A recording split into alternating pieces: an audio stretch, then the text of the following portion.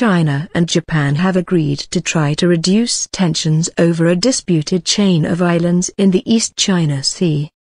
Beijing officials said a crisis management mechanism had been set up to prevent the situation from worsening. The strategically important islands, known as Diaoyu by China and Senkaku by Japan, are controlled by Japan.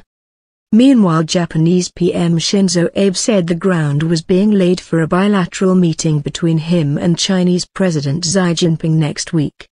Both Japan and China are coming to the view that it would benefit not just the two countries but regional stability if a summit is held, he said, quoted by Reuters news agency.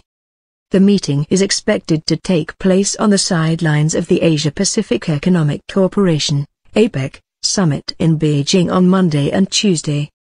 If it happens, it will be the first proper exchange between the two leaders since they came to power, in 2012 and 2013 respectively.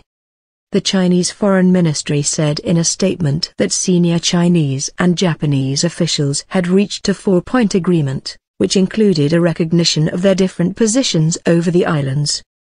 They had agreed to prevent the situation from aggravating through dialogue and consultation and establish crisis management mechanisms to avoid contingencies, the statement added.